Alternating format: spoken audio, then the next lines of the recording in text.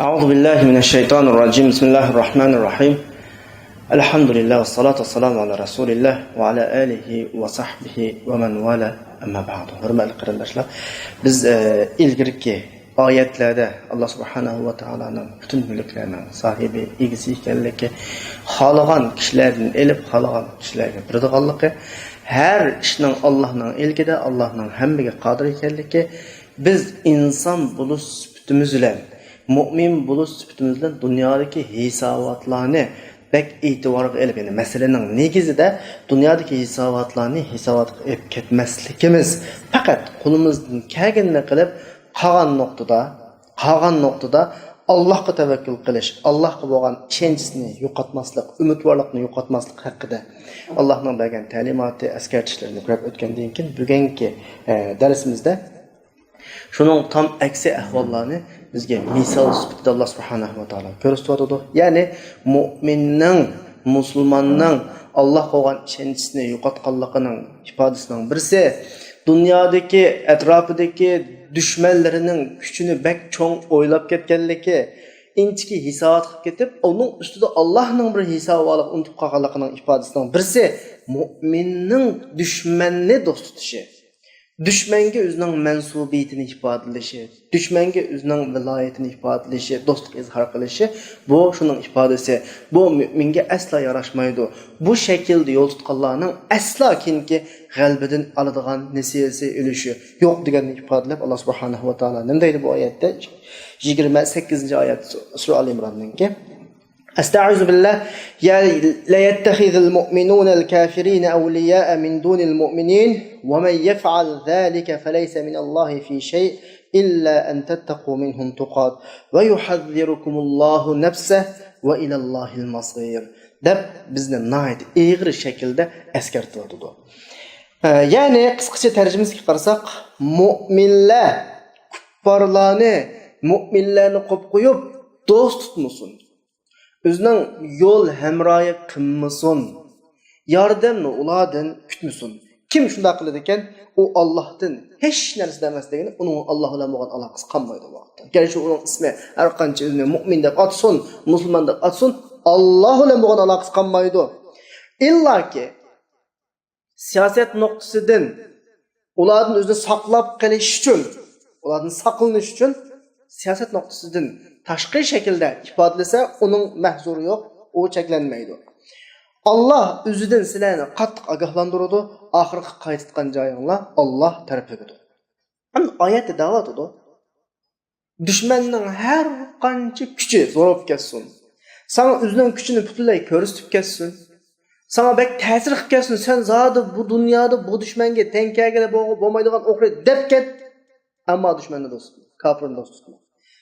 Ma ayetteki la yettehidul mu'minun evliya diyendeki evliya, ben dost deb tercüme kıldım ama normal dostluktan fark var. Mayadaki evliyanın Arap tilideki asdiqa, sadiq, bunu dost degan ma'noda emas, evliya, veli ma şekilde işiltishi asli veli degan lug'at ma'noda qiyinchilik kunlarda biz sig'inadigan, yordamini istaydigan, bizga yordam beradigan dostumuz olup kalgan olsa bu veli oldu. Normal insanlarla oturusundaki alakada, Allah'la bu alakada biz Allah'tan ümit kütüp en kıyın günlerimizde Allah'a sığınımız, en kıyın günlerimizde Allah kutkuz deydiğen mahil ideya, mahil mevka bu velayet. Yani evliya, veli diye müşahımız şu.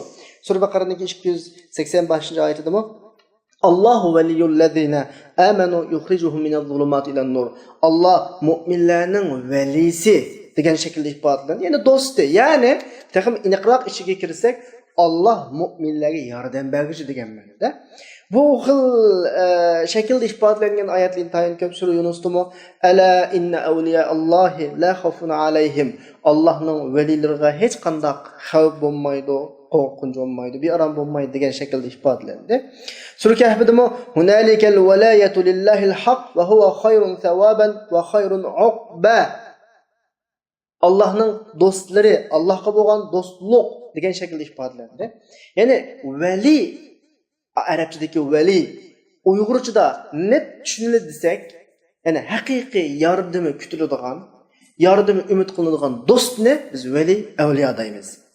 Endi oyatda bayatni o'qigan 3 oyatda Sura Baqaraning 285-oyati, Sura Yunusning 63-oyati, Sura Kahfning 44-oyatida mushu Allohga mansub qilinib bir do'stlik ma'nosini o'z ichiga olgan oyatlar keldi. Buning ba'zisida Allah mu'minlarning valisi degan shaklda ifodalansa, ba'zida mu'minlar Allohning valisi degan shaklda bunda o'tishmi shaklda ifodalangan. Biz bayatın velini yardımı kütülüdüğün deb tushungan vaqtimizda Alloh veliyul mu'minin desek to'g'ri keladi. Yani mu'minlar Allohni o'zining velisi deb qaraydi. Alloh mu'minlarning velisi, chunki mu'minlar yordamga ehtiyoji qolgan vaqtda Allohdan yordamni kutadi. Ammo mu'minlar Allohning velilari, avliyoulloh degan vaqtda desa, bu vaqtida din prinsipida Allah subhanahu va taolo bizga bizning o'zining ta'limotini o'rindiganligimizni Allohga yordam berish deb ifodalaydi. Intansurulloha yansurukum va yuthabbit aqdamakum. Sura Muhammadning 7-oyatida biz Allohning ko'rsatmasini loyiqatida qildig'inimiz Allohga yordam berganimiz shaklda ifodalangan bo'lg'achqa, Allohning valilari degan vaqtimizda biz Allohga haqiqat yordam bermaymiz. Allohning bizning yordamimizga ehtiyoji yo'q. Ammo Allohning ta'limotini hayotimizga tatbiqlaganimiz, degan yo'lda mang'inimiz, buyurgan ishlarni qilganimizning o'zi yordam berganimiz shaklda ifodalanadi. Endi musha kelgan vaqtda bir kallamizga savol kelishi mumkin. Alloh subhanahu va taolo kuparlardan intiqom olishga qodir emasmi? Kuparni yo'qotishga qodir emasmi? Desa, Alloh bizni kuparlardan aramizni ayirib, ularni do'st tutmanglar. Ular Allohning dushmani, Allohning dushmaniga dushman bo'linglar degan bu shaklda ta'limot berishining sababi belki Sura Tavbaning 14-oyatini topishimiz mumkin bu nuqtani. Qatiluhum, ular bilan urushinglar.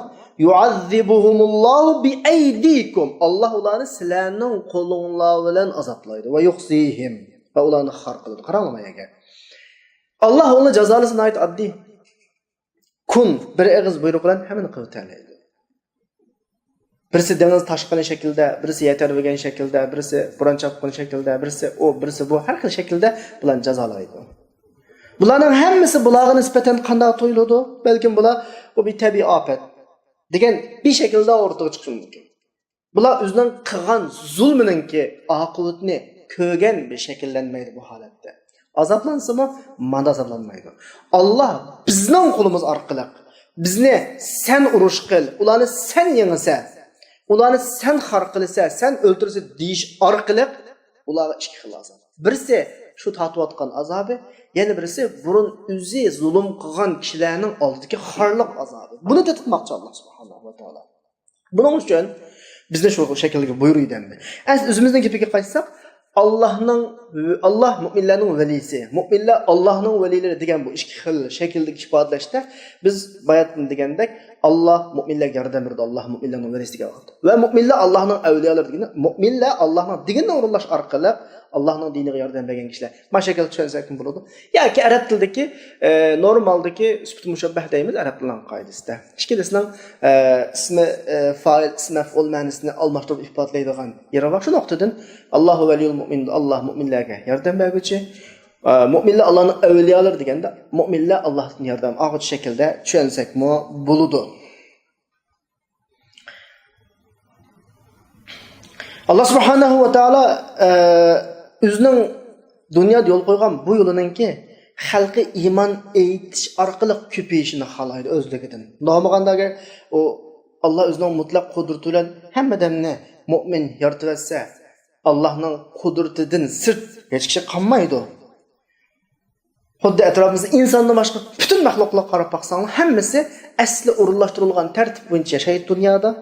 O'ziga belgilangan shu liniyadan chiqib ketgan bir maxluq yo'q. Illaki inson.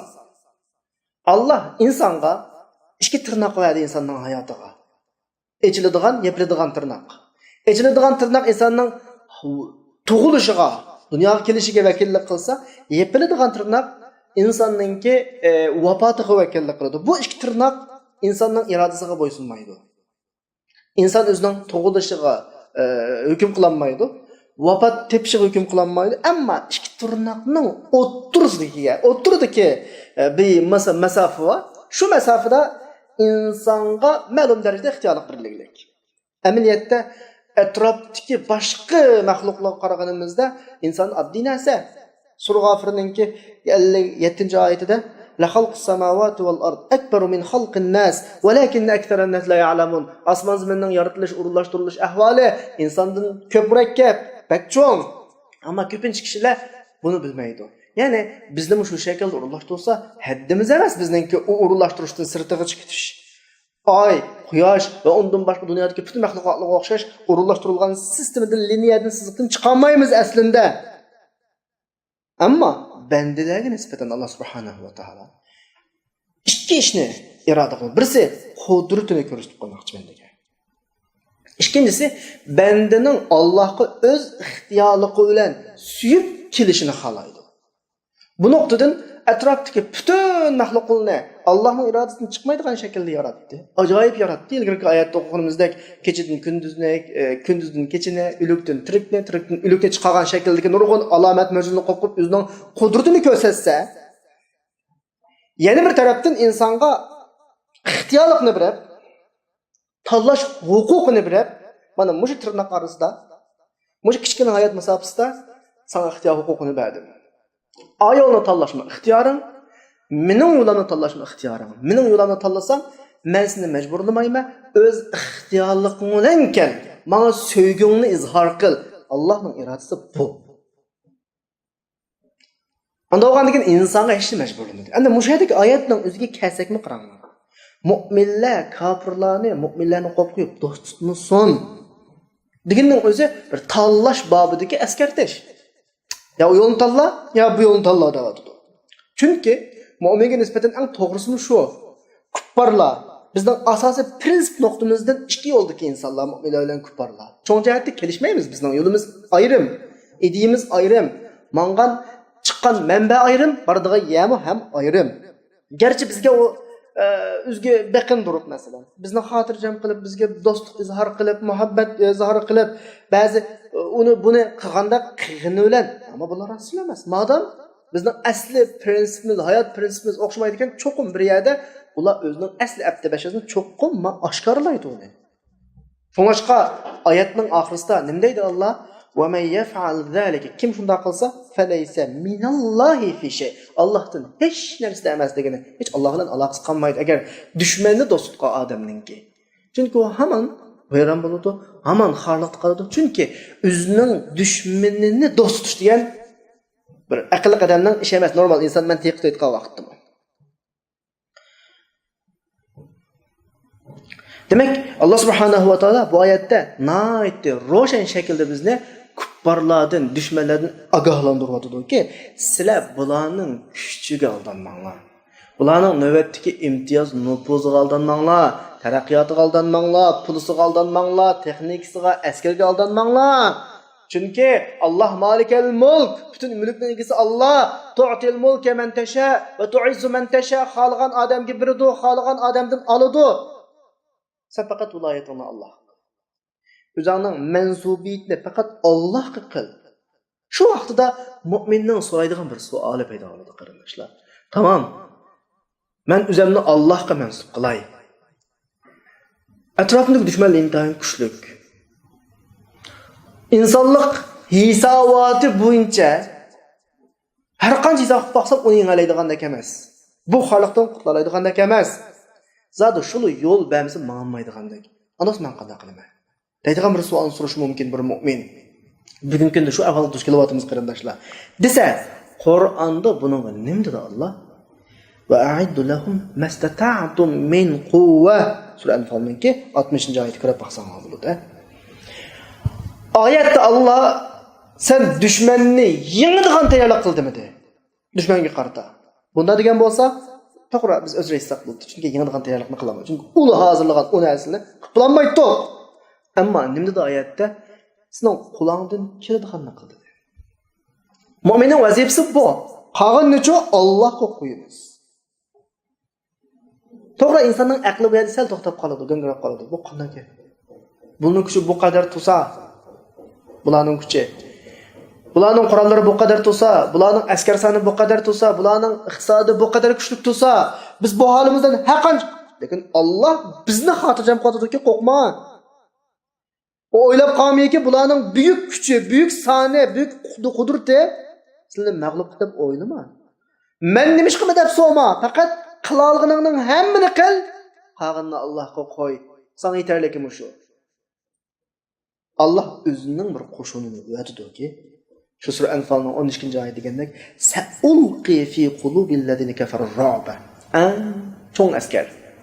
Men kuffarning qalbiga qo'rqni sol. Mushuni o'zi yetib dushmanni yengishga. Tarixga qarab baq. O'rilmagan qaysi imperial va oddiy qo'shinning oldida. Yengilmagan qaysi buyuk sonliq buyuk armiyalar va oddiy qo'shinning oldida. Bu yerdagi masala sening to'liq imkoniyatingning hammani ishga solishing, chin ixlos bilan butun imkoniyating bilan o'rtaga chiqishing, o'zingni qo'yishing, qo'rqmasliging, Alloh qo'ygan ishonchang, qog'ini asal. Endi mush gap biz uchun yetarli emasmi qarindoshlar? Bir mo'min bo'lib sifatimizdan Allohning mush kapolati bizga yetmadi. Ya'ni Alloh shuncha kapolatlik bergan turib, amdi deb dushmanga o'zining do'stligini izhor qilish, dushman sepidan o'rin olish, dushman tarafga eg'ib ketish, tabiiyki Alloh bilan bizning o'rtamizdagi aloqani uzib o'tish muayyan masala. Ama yef'al zalika falaysa minallahi fi shay. Oyat shu bizga uyg'unadi agar shunday qilib qolsak. Allah bu qadar kapolat bergan turib, biz shu kapolatni cho'rib qolib turib, dushmanning kuchiga ishinib qolgandan keyin Alloh bilan nimamiz qiladi o'tirimizda? Ammo bir istisno. Allah subhanahu va taolo bu yerda mushu ahvoldan dunyo bir qonuniyat o'g'ashqa bir istisnoni chiqarib olyapti. Bir yo'l ko'rsatadi bu yerda. Allah subhanahu va taolo insonni yaratdi. Bu bizning o'qiyotgan Qur'onimiz bizning hayotdagi yo'limiz.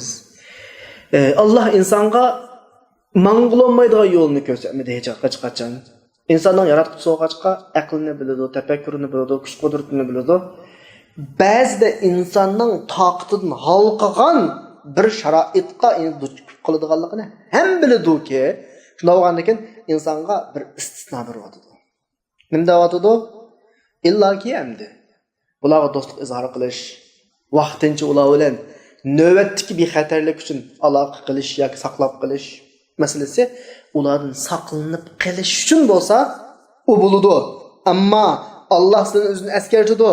Bu shakliy masala qalb ko'rib qolgandan keyin ishonch chatoq, oxirida qaytadigan va ilallohil masir qaytadigan o'rinlar Allohdan. Bu xil shakldagi istisnolar boshqa oyatda berilgan, boshqa o'rinlarda. Sura Anfalning 16-oyatida deyiladi.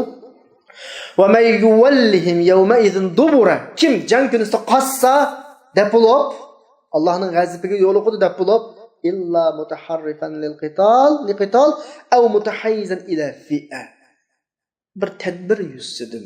Jangni qaytadan boshlash yusidim yoki jangdagi ma'lum bir u yoq yo'tkilish, A guruhi, M guruhining qishig'i berish degandek jang taqozosi yusidan keyniga chekid. U boshqa.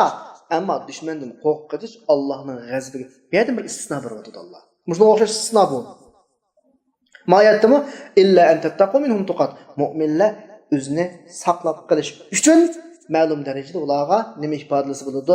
Do'stlik shakli ifodalasi tamamen bo'ladi. Ammo shakliga vaqtda taqiyada bir atalg'u bor bizning arab tilida.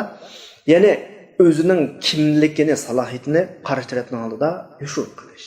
Hozir shu Alloh istisno qilgan taraf shu. Her daim sen mening dushmanim. Men seni ziminni yuzini yo'qotman.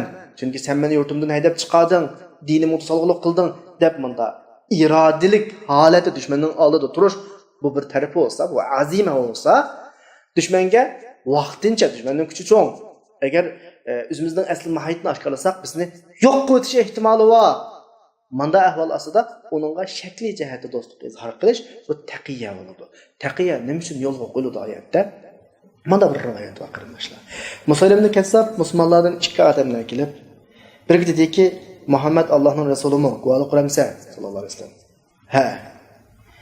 Menchu Allohning rasulimi? Ha. Yana bir odamlar kelib, Muhammad Allohning rasulimi, guvohlik qilamsan? sallallohu alayhi vasallam. Ha. Menço Allah'ın Resulü mü? Men gas. Men gaça söz demeymen. Şunu olan Musaylimetul Kezzab bu yerde bunu elip öldürdü bunu. Bu ahval Peygamber Aleyhisselam'a yetkendiğin ki Resulullah ne deydi o? Öldürülgüne haqqni jaranglik aşkar oturup koydu. Hani Allahu. Hoş mübarek olsun. Şehit. Ama yana birisi Allah'ın ruhsatını tuttu deyapti. Ruhsat. Acem turga ağızda dep koyğunu. Haqiqatni uçuq aşkar oturga chiqish bu Allah'ın fazilat olsa taqiyya, yani o'zini saqlab qolish ruxsat. Bunda ko'rinishlar islom tarixida jiq. Ammar ibn Yasir ruxsatni tutdi, ammo Bilal ibn Rabah azimatni tutdi. Ya'ni keskinlik bilan uch oshkor maydonni sifatlab, shuncha azobni ostida tutdi. Bu ikkala xil ko'rinish bor. Endi Alloh subhanahu va taoloninki mushu xil ahvolni bizga yo'l qo'yib berishi. Nima uchun taqiyani yo'l qo'ydi? O'zini yushirishni, nima uchun dadil turishni fazilat deb yo'l qo'ydi desa, yaxshilik prinsiplardan qanday bir prinsip, yaxshilik yo'llari mutlaq bir qarshilik uchraydi dunyoda hayotda. Chunki yaxshilik yo'li deb o'tirib qo'yilgan yo'l mutlaqo bu yerda bir yomonlik bor. Buni yo'q qilish uchun o'tirib chiqqan bir yo'lindi. Buning uchun yomonlik buning o'zini yo'q qilmaslik uchun qarshi chiqadi. Bu yerda bir to'qinishiladi. Ba'zida yaxshilik g'alaba qiladi, ba'zida yomonlik g'alaba qiladi. Yomonlik g'alaba qiladi. Hatto yomonlik ba'zi vaqtida aktiv o'rinda, yaxshilik pasif o'rinda. Endi demakchi o'g'lim, yomonlik kuchli o'rinda, yaxshilik ojiz o'rinda bo'lib qoladigan bir ahvolmi shakllanib qoladi. Azima orqali, dadillik orqali yaxshilik ahli o'zining maydonini aktiv o'tirib qo'yish bir ko'rinish olsa, taqiyya o'zini saqlab qolish olsa, yo'qolib ketish ehtimoli yuqori yerdagi yaxshilikning urug'sini saqlab qolishni yo'l qo'yilgan bir hikmat. Shunga sura Nahlning 106-oyatida illa man ukriha va qalbuhu mutma'innun bil iman deb taqiyya o'zini yushirish uchun iymondan ig'izaki shaklda yansib bo'ladiganligi haqida bir ko'rsatma, bir ruxsat var. Yani bu yerda bir fidoyilik var. Qahramonlik var. Ve bir saqlanish var. Yani şu saqlanish var. Qahramonlik Allah yo'lida o'zining jonini qurbon qilish. Bu yo'lning dadil namoyandasi bo'lib o'tirib chiqish shaklini bizga aks ettirsa, va taqiyya o'z nima desa, shu yo'lning, shu aqidaninki, shu qarashninki mavjudligini saqlab qilish uchun yo'l qo'yilgan. Ikkalasining ajoyib hikmati bor. Agar hammadan Bilal ibn Rabah bo'lib ketsa, hammadan dadil turadigan bo'lib ketsa, balkim kuchli bir dushmanga duch kelgan vaqtida yildizidan supurilib bu yo'lni davomlashtiradigan ikkinchi bir avlod qolmasligi mumkin. Agar hammadan taqiyya bo'lib ketsa, buning dadil bir ifodasi dunyoda hayotda qolmasligi mumkin. Çünkü Allah subhanahu wa ta'ala azimetni fazilat shaklida o'tirg'a qo'ydi yaxshi deb. Taqiyani o'zini yushirishni o'tirg'a qo'ydi. Bu biz o'qiyotgan bugungi oyatda aniq o'tirg'a qo'yildi. Az ilgari o'qigan sura Nahlning 106-oyatida "Va man kafara billahi ba'da imanihi" Allohga iymon etib bo'lgandan keyin kofir bo'lgan odamlar deb bo'lib, fa alayhim ghadabun minalloh. Allohning g'azabiga uchraydi deb bo'lib, ashhadin illa man ukriha va qalbuhu mutma'innun. Va istisno chiqarib oldi. Qahramonlik, dadillik aqidani mustahkamlaydi. Mazmunda. Sadece agar mushular yetarli bo'lib qolgan vaqtda qat'iy taqiyya qilishga o'rin yo'q. Chunki vaqtda kuchli o'rinda degan gap aqida, bu yo'l, bu prinsip. Ammo taqiyyachi ojiz holatda yo'qolib ketish girdog'iga berib qolgan vaqtida saqlab qilish. Bu yo'lning uruqchisini saqlab kelib, vaqti kelgan vaqtida fursat pishib ketilgan vaqtida qaytadan undirib chiqarish uchun o'zini qana qilish, yushib qilish deganlik bo'ladi. Bu mu intayin Allah subhanahu va taolaning uni va buni ikkilisini yo'l qo'yishda ajoyib buyuk nimalar va hikmat bor. Dedikki bayatning intakra askarda agar hammasi taqiyya olib ketsa, bu dinning dadil bir ko'rinishi o'tirdi qolmaydi. Agar hammasi azima bo'lib ketsa, balkim kuchli bir dushmanga duch kelgan vaqtda tüp yıldızdan qurib ketib, keyingi avlodlarga yoki bu yo'lning keyingi davrida davomlashishiga fursat qolmasligi mumkin. Ammo oyatda bizni eskartayotgan bir taraf bor. Mayli bugungi o'qiyotgan oyatimiz bo'lsin yoki sura Nahlning bayatdan 106-oyatida bo'lsin, bir nuqta alohida. Ya'ni sen mayli azimani tut, dadil qahramonlikni tut yoki saqlanish taqiyani tut. Cho'qim kallangni maslima qolsin. Bilib qil. Qaysi yo'lni tut, bilib qil. İradasizlik, acizlik, bo'ysunish ma'noqdan qilma. Masalan, aniq deb qo'ydik biz. Saqlanib qilish bu yo'l uchun, bu yo'lni davomlashtirish uchun qilsang bo'ladi. Ya'ni sen to'liq bir va'iy va ong safa bilan tushunib turib, masala menda masala, mening qilayotganim qo'rqinchoqlik bo'lmasdan, bu yo'lning bundan keyingi davomlashishi deb turib qil. Qalbing mush olsa, Allah subhanahu va taala sening qalbingni obdan biladi. Oyatning oxirisida nima deydi qarindoshlar? Yuhazzirukumulloh va yuhazzirukumullohu nafsa. Allah o'zini askartadi. Qalbni Alloh bilguchi. Va ilallohil masir. Masala mo intayin muhim masala. Sura Nahlda nima deydi? Va qalbuhu mutma'innun bil iman. Qalbing intayin muhim. Bu yerda sen dastlab qo'rqib, ojizlikning, qo'rqinchoqlikning tüpeylidan boşanmak qo'yib, kin manda qilib olgan devasan Allah subhanahu va taala qalbingni obdan biladi. Shuningdek keyingi oyatlar 29-oyatda nima deydi? Qul in tukhfu ma fi sudurikum aw tubduhu ya'lamuhullah. Ya'ni Muhammad alayhisalom agar sizlar qalbingni yumshasanlarmi, oshkorlasan Allah osmonidagi hamma narsani biladi. Allah hamma narsaga qodir. Bu faqat bizga berilgan fursat. Sinoq dunyosi maslini qo'ysin, taqiyan tutsangmi qo'ysin, aziman tutsangmi bilib tut. Ammo o'zingning qalbidagi nifoqni, qalbidagi ojizlikni sirtdagi chiroyli bir qoplov bilan qoplab boshqa shaklda ko'rsatman desam, Allah qalbingda yumshog'ini biladi, oshkorlig'ini biladi. Shuna bu yerdagi taqiya masalasi bilib qilinsin. Qanaqdir mu'min hargiz bir taqiyani zohiri bir davom qo'llanadigan, har doim har fursatda qo'llanadigan bir nifoq shaklda qo'llanmas bo'lmaydi. Oyatda masala aniq. Qalb masalasini qo'llash kerak. Qalbga qilchilik ruxsat yo'q. Allohdan boshqasining do'stlikka shuna kirib qoldimi ishing tugidi. Ammo shakl masalasi boshqa. Chunki qalbing muhim. Qalbingni cho'ng tut. Qalbingning oshkorasini Alloh biladi. Yushurun tarafini kim biladi? Alloh biladi. Bu nuqta kallangdan hargiz chiqib qolmasin. Allah g'ayb. Allah g'ayb bilan biladi. Mening mashimni nima qilib olsam bular, unda o'ylab qolma. Chunki keyingi oyat, ya'ni 30-oyat, yawma tajidu kullu nafsin ma amilat min khayrin muhdara wa ma amilat min su'in tawaddu law anna baynaha wa baynahu amadan ba'ida va yuhadhdhirukumullohu nafsa. Oyat aynan takrorlanadi. Vallohu ra'ufun bil ibad. Takrar bizga ajoyib askar, chunki muhim nuqta qalb nuqtasi. Faqat shaklinga ruxsat beradi Alloh. Ya'ni shu kunisi qiyomat kunisi har kishi o'zining qilgan ishining hammani oldida naq hozir ko'radi. Qilgan yomonligining o'zidan yiroqlashib ketishni bakmo umid qiladi. Allah sizlarni ogohlantiradi o'zidan. Alloh bandalariga mehribonlik qilguvchi. Bu yerda deydigan ortiq gapimiz yo'q qarindoshlar. Faqat ortiq deydigan gapimiz, chunki biz nurg'un gapni ilk oyatda bo'ldik. Bu oyat naydi tushunish ko'p ketdi mencha. Chunki qalb masalasida qilgan ishlarimizning qiyomatini oldimizga ayni keldiganligini da'vatidi. Oyatda faqat bir nuqta bor. Qilgan har bir ish qiyomat kunisi oldiga hozir bo'ladi degan gap. Ya'ni bu yerdagi bir mukofot masalasi. Qilayotgan ishlarining hammasining oldiga ko'rsatilishi, butun amalning hammasini u yerda, masalan, dunyoda nima ish qilgan bo'lsang, butun ishlaring oldiga keladi. Masalan, kitob yozgan bo'lsang, kitoblarning qiyomat kuni opriladi deganlik nuqta bo'lmasligi mumkin. Faqat buni sizlarga menda bir misol bilan tushuntirib olishimiz mumkin.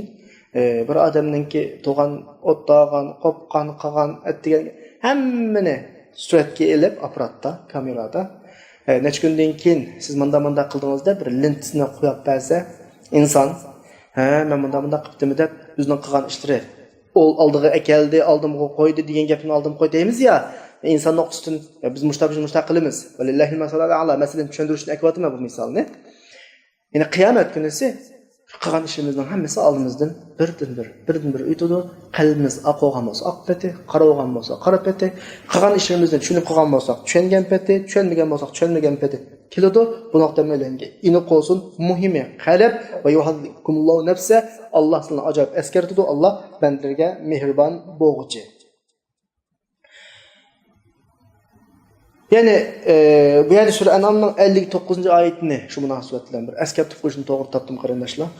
Alloh subhanahu va taolo bizni Qur'onda bakmi ko'p yerda bugungi oyatda shu mazmun bor va boshqa o'rinlarda bakmi ko'p yerda biz insonlik nuqtamizdan atrofimizdagi insonlardan nurg'un ishlarni yushirib qilib olamiz, yushiruvchi ish qilib boshqalar bilmadi deb ketaverib yashayveramiz. Mushu nuqtalarni, mushu ishni Allohga qarata o'ylab qolma bu shaklda. Allohga bu uslubingni ishlatib sama deganni bak eskartib Alloh va indahu mafatihul g'ayb. Butun g'aybni ochqichi Allohning qo'shida. Buni faqat Alloh biladi. Allah ya'lamu ma fil barri wal bahri. Quruqliq va dengizning hammani biladi. Va tushgan har yupurmoqni Alloh biladi. Zaminning eng qorong'u tarafidagi bir donnimi Alloh biladi. Quruqliq yoki hammasi fi kitabim mubin, hammasi ba Alloh buni biladi deb takror eskartib o'tadi. O'zimizni hargiz Allohningki bilish, ko'rish doirasidan sir deb o'ylab qolmayli. Oxirida vallohu raufum bil ibad ilgirki oyatda vallohu ala kulli shay'in qodir. Alloh har narsaga qodir. Buning hammasi bir eskartish. Chunki biz 3-4 soatlik darsimizda bu yon Allohning qudrat haqida so'zlayapmiz. Alloh hammaga qodir. Allah mülkünün egisi xalqan adamdan alıdı, xalqan adamdan biridir. Faqat mesele bizning bir imtihon maydonidagi sınaq meselesimiz. Allah hammadan mu'min qilib ta'alaydi. Amma mu'min kafir qana qildi, ixtiyorlik ba'di xalqan ayoldi, xalqan ayoldi mangdi. Mu'minlardan talab qilingan vazifaga qarata mu'minning taqatining ustida hech qanday vazifa bergani yo'q. Faqat mu'min o'zining imkoniyati bor ishlarni hammani qilsa, qolgani Allohga oid masala. Biz Allohning maxluqi, Alloh büyük hammaga qudratli zot. Qiyomat kuni esa butun hisobotlarni qilg'uchi. Fa amma man utiya kitaba qiyomat kuni shunday bir ahvol bo'ldiki, kitobi o'ng tarafdan va so'l tarafdan berilgan Alloh bo'ladi. Shu kitob berilib, kitobni o'qinglar deydigan buyruq qurildi. Shu vaqtida hammaylar turib o'zimizning qilgan, etgan yaxshilik, yomonliklarimizni birdan o'qiymiz. Mana bu oyatdagi yawma tajidu kullu nafsin ma amilat min khayrin mahdara. Ya'ni qilgan har bir yaxshilik ishimizning shu yerga hozirlanganligini, uning mukofotining yozilganligini ko'ramiz va yomonlik qilgan ishimizning hozirlanganligini, bunun bizga chapilishi, ya laytaha ma ja'at, bu yomonliqim kamizchu, bizi ko'mizchu deydigan bir umidni qiladiganligimiz halbuki Allah subhanahu va taolo mush nuqtalarni oyatning oxirisida va yuhaddirukumullohu nafsa. Alloh sizlarni ogohlantiradi. Alloh bandalariga mehribondir. Ya'ni har narsani bizga oldin ola deb turadi, oldin ola xabar qiladi. Buning hammasi bizni eskartish uchun, bizni o'yg'otish uchun Alloh subhanahu va taolo g'aflat yo'lida davom qilishdan saqlasin.